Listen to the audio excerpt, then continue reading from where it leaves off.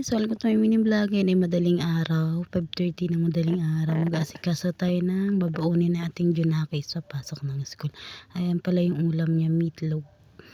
Yung meatloaf na isang lata, hatiin ko sa 8 at yung 4, baon niya yung 4 ulam namin nung nung isa kong anak sa tanghalian. Ayan guys, prinito ko lang siya dyan. Ayan, nagpainit ako na kawali at mantika. Ayan guys, nagpainit lang ako na, ayan, tinitingnan ko kung mainit na. Ayan guys, ganyan lang ginawa ko. Diba? Tani ako check kung mainit na ba yung mantika na nilagay ko.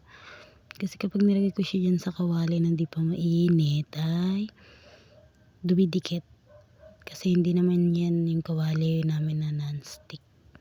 Ayan, mainit at nilagay ko na yung meatloaf. Ayan siya guys. Ayan, diba? Ganyan lang ginawa ko. Lagay ko na. Ayan.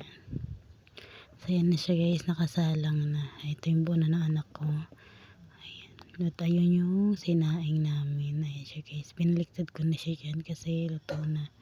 Ganyan yung texture na gusto ko sa pagluto ng meatloaf. Ganyan yung itsura, diba? Ganda niya guys. Ganyan. Ayan.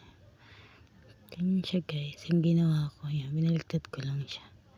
Kinako sa huli nahirapan. Tignan nyo naman. Diba, sumama at dumikit dun sa isa. Ayan guys, nabaliktad ko na lang maayos.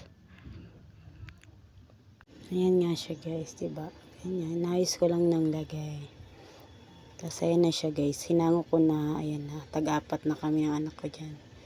Diba guys? Wala eh. So ayan, andyan, pasok tayo sa loob kasi hanin natin yung kanin. Ayan, habang di pa kasi luto yung kanin, ininin pa. Inipitan ko na yung junakis ko dyan.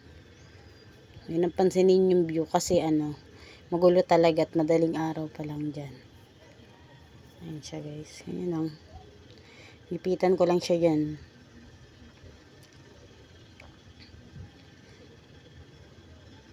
Ayan. 5:30 kasi ako ng madaling araw guys nagigising. Pagising, sisaing na, tapos maghugas ng pinggan, tapos magluto ng ulam.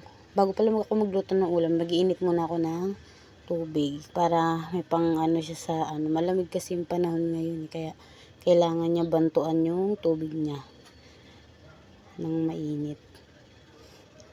Ganyan lang, everyday routine ko talaga ganyan guys. Gising ng 5:30, mag-asikaso, yun, tapos ganyan siya guys, ipitan ko siya, damitan.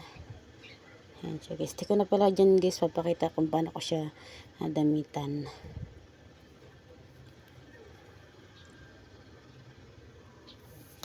Guys, sinibitan ko lang siya dyan. Hirap na nga ako dyan guys, so kay tamba. Huwag nyo napansinin yung kilikili ko dyan. Natural nang maitim yan. Ayan guys, ganyan lang. Ipitan ko lang siya dyan. Nahirap nga ako dyan kasi iba yung gusto niyang ipit. Ngayon ko pa lang naman yan gagawin, yung ganyang ipit sa kanya. Yung gusto niya, isimula sa taas, bababa. May terintas. Ayan, ganyan. Inayos ko lang dyan. Ang gulo, diba guys? Yung bahay namin. Ayan siya. Ganyan lang guys, yung ginawa ko.